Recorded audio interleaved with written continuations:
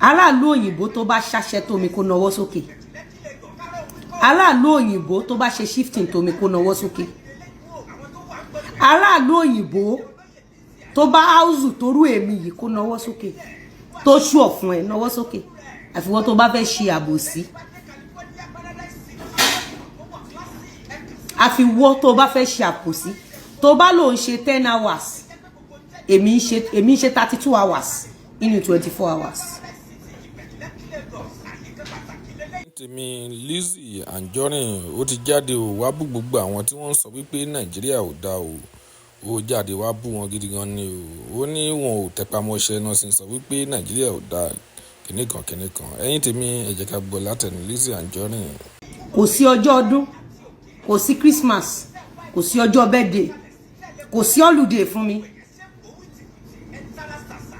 247. So I'm in the best position in this country to tell you how hard this country is. I'm in the best position. I can analyze this country. I can tell you how hard to survive in this country. Tó o bá róúnjẹ jẹ, o hustle ni. Tó o bá rómi mu, o hustle ni. O hustle ni. Ozu kò sóúnjẹ kò sómi kò síná ìyà kọ́ nìyẹn ó dijọ́ tó bá bẹ̀rẹ̀ iṣẹ́ láti ra omi láti ra iná láti repo sí mọ́tò ìgbà yẹn gangan nìyà ṣẹ̀ṣẹ̀ bẹ̀rẹ̀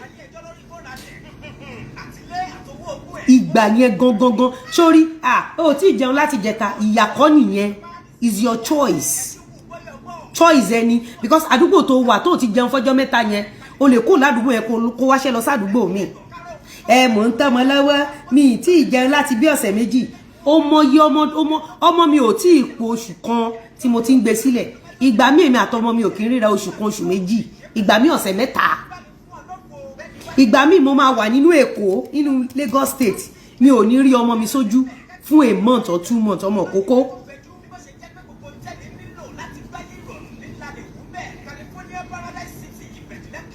Mi ò ní rí torí ìgbà tí n bá máa fi wọlé ó ti sùn bí Florida ṣe máa ń pẹ́ kó tó sùn tó ó máa ń sùn láago 3 aago 4 tí n bá máa fi wọlé ó ti sùn tí n bá máa fi jáde kò tí jí that means kò sí ìsinmi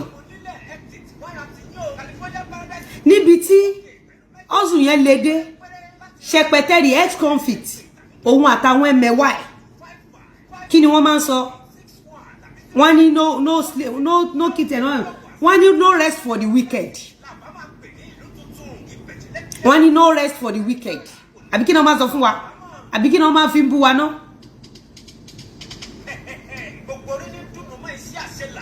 ìyá ẹ ló máa jẹ gbèsè ìyálàyà ẹ ló máa jẹ gbèsè láyé olórí burúkú olè amúrọ̀bà.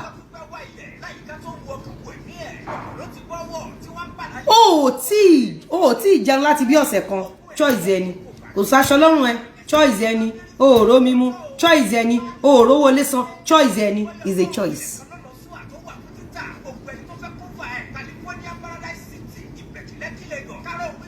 Is your choice.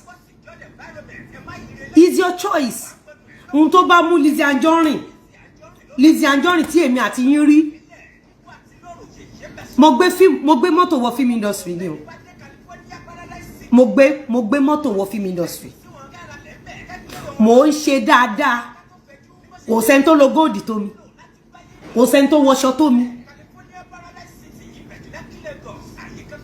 pẹ̀lú gbogbo nǹkan tí mo níyẹn kò sí àyè oorun 247 iṣẹ́ ni 247 iṣẹ́ ni 247 iṣẹ́ ni 247 iṣẹ́ ni mo ń bá furniture ṣiṣẹ́ mo ń bá welder ṣiṣẹ́ mo ń bá oríṣiríṣi àwọn èèyàn ṣiṣẹ́ mo lè sọ fún yín nílùú Nàìjíríà yìí wípé problem tọ́pọ̀lọpọ̀ ní àìlè ṣiṣẹ́ kí ni mo pè fún yín àìlè ṣiṣẹ́ ibi tí problem wà ní wípé ní Nàìjíríà tó bá máa jẹun ó máa ṣiṣẹ́ bí ẹni tí ò ní jí lọ́jọ́ kejì ni o máa ṣiṣẹ́ kò wá sí hospital kò sí wípé ó sanwó náà rí ná iye tá a fi ń ra petrol ní ojúmọ́ kan ìwọ tó bá ní pé kò bá ẹ́ ìwọ tó bá lébi ń pa ẹ́ alébi ò tí ì pa ẹ́ lọ sí owó tí ẹni tó ń lo ọ̀kadà lásán lọ sí owó tó fi ń repo lọ́sẹ̀.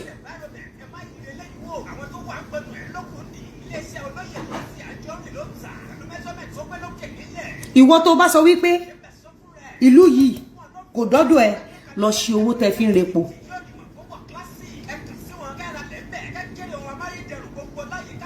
lọ sí owó tẹ́ fi ń ra náà.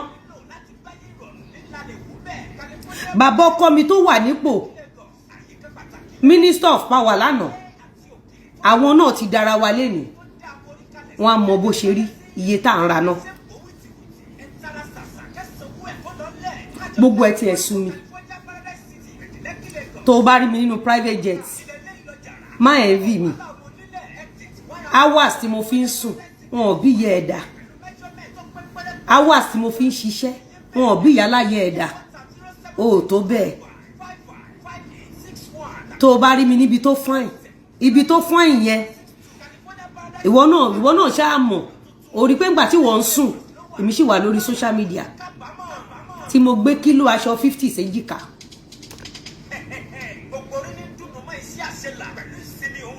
You don't understand?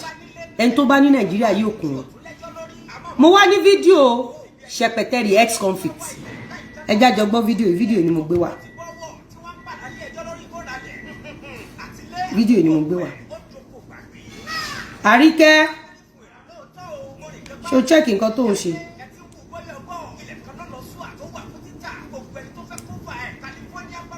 ẹ jájọ wo fídíò yìí.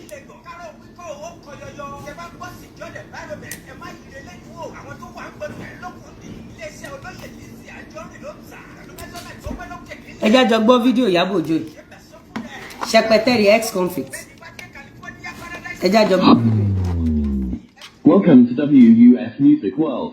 Bluetooth mode. ẹ jájọ gbọ́ fídíò yìí ẹ jájọ gbọ́ èmi àti yín náà lájọ máa gbọ́ fídíò yìí a dẹ̀ máa analyse ẹ jájọ gbọ́.